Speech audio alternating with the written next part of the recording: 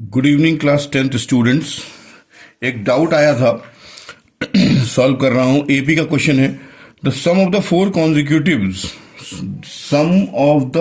Consecutive numbers in AP is 32 and the ratio of the product of the first and the last term to the product of the two middle terms is 7:15, then find the numbers। देखिएगा ध्यान से, AP जो system है वो AP का system ये है कि अगर कोई series A plus D, A plus 2d, A plus 3d, A plus 4d, that means second और फर्स्ट का डिफरेंस, थर्ड और सेकेंड का डिफरेंस, फोर्थ और थर्ड का डिफरेंस सेम है, दैट मीन्स वो सीरीज एपी में है। लेकिन यहां पर इन्होंने sum of the four consecutive numbers of AP, तो फोर कॉन्जिक्यूटिव नंबर जब एपी की हम लोग बात करते हैं तो let AP B four consecutive numbers हैं, तो पहला नंबर होगा हमारे पास, ये याद कर लीजिएगा, ध्यान रखिएगा, a minus 3d, a minus d, a plus D और a प्लस 3d। इस कंडीशन में यही नंबर लेते हैं, कंफर्मली यही लेते हैं, a minus 3d, a minus D, a plus D और a प्लस 3d। ये नंबर आ गए। इन्होंने क्या बोला था, sum of the four consecutive numbers of AP is 32। ये नंबर्स हो गए। तो हम लोगों ने क्वेश्चन के रूल के अकॉर्डिंगली या स्टेटमेंट के अकॉर्डिंगली हमने इसको ऐड किया, plus a plus d plus a plus 3d is equal to answer कितना है, 32। देखो ये माइनस का d प्लस का d ये दोनों कैंसिल हो गए, ये प्लस का 3d ये माइनस का 3d ये कैंसिल हो गए, a plus a plus a plus a, that means ये हो गया 4a इज इक्वल टू 32। इसका मतलब a इज इक्वल टू 8।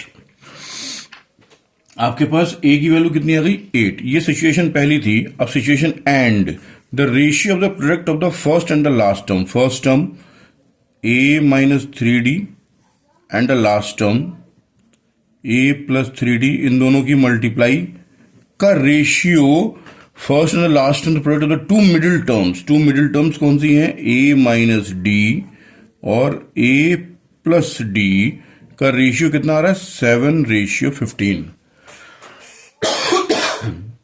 तो हमें एपी के नंबर्स निकालने हैं।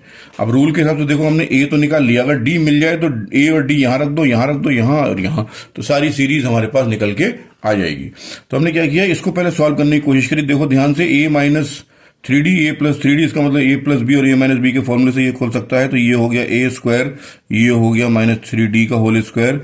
ठीक इसी तरीके से नीचे वाले में a माइनस डी और a प्लस डी, इसका मतलब ये हो गया a स्क्वायर और ये हो गया minus d square is equal to 7/15, a square minus d square. अच्छा, यहां पर हम लोगों ने क्या किया, इसे कैलकुलेट किया, तो यहां पर ये हो गया आपके पास 15a स्क्वायर माइनस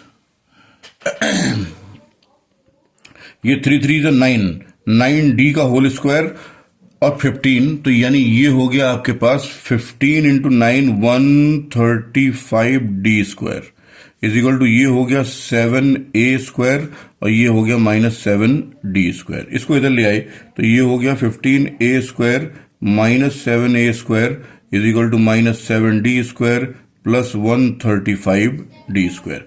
15 में से 7 गया, आपके पास कितना बचा, आपके पास 7 8 9 10 11 12 13 14 15, यानी 8a square is equal to, इसमें से माइनस किया 7 8 9 10 11 12 13 14 15 8 to 128d square, 128d square.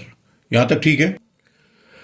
आगे देखें, यहां 8 से मैंने इसको कट करा, 8 1 जा 8, 4 बचा, 8 6 जा 48, that means a square is equal to 16d square, that means a is equal to कितना हो गया, 16d। a is equal to कितना हो गया, 16d। अच्छा, a की जो वैल्यू आई है हमारे पास, a की वैल्यू है आपके पास कितनी, 8 इज इक्वल टू 16d। 8 से काटा 2, तो यानी d की वैल्यू हो गई 1/2। d की वैल्यू कितनी आ गई आपके पास, 1/2। अब जब d की वैल्यू 1/2 आ गई, लिसन, थोड़ी सी गलती हुई यहां पर, जब ये a square equal 16d square आ गया तो यहां ये कट, ये नहीं हो सकता।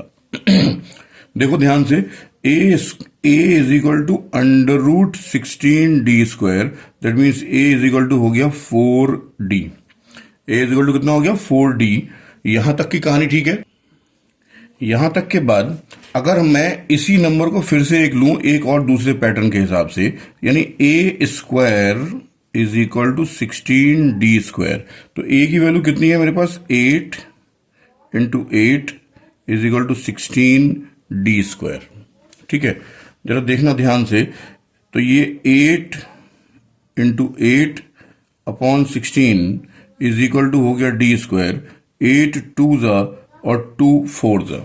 अब जरा देखो ये दूसरे पेज पे अगर करूंगा तो चीजें चेंज होंगी और फिर बार बार पेज पलटना पड़ेगा। यहां पर d² की वैल्यू कितनी आई हमारे पास 4। इसका मतलब d is equal to under root 4। इसका मतलब d is equal to plus minus 2।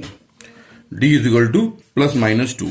यहां पर भी ये सॉल्व हो सकता था, लेकिन यहां पर ज्यादा अप्रोप्रिएट हो जाएगा। क्यों? क्योंकि यहां पर दो वैल्यूज मिल जाएंगी हमें, एक प्लस का 2 यानी कि d की वैल्यू एक तो प्लस का 2 है और एक माइनस का 2 है। ठीक, अब अगर मैं taking a is equal to 8, a की वैल्यू 8 और d की वैल्यू मैं 2 लेता हूं, तो जो सीरीज बनेगी वो सीरीज क्या है आपके पास a minus 3d, a minus d, a plus d और a प्लस 3d। तो यानी a की जगह मैंने रखा 8 माइनस 3 इंटू 2 पहला, a की जगह 8 माइनस 2, फिर a की जगह 8, d की जगह प्लस 2, a की जगह 8 प्लस 3 इंटू 2, यानी 8 माइनस 6, 8 माइनस 2 कितना हो गया 6, 8 प्लस 2 कितना हो गया 10, 8 प्लस 3 इंटू 2 कितना हो गया 6, 8 माइनस 6 कितना हो गया 2, ये कितना हो गया 6, ये कितना हो गया 10, ये कितना हो गया 14। ये एक आंसर। अब अगर मैं taking a is equal to 8 और d is equal to minus 2 लेता हूं और d is equal to minus 2 लेता हूं, तो हमारे पास सीरीज कौन सी थी a minus 3d, a minus d, a plus d और a प्लस 3d।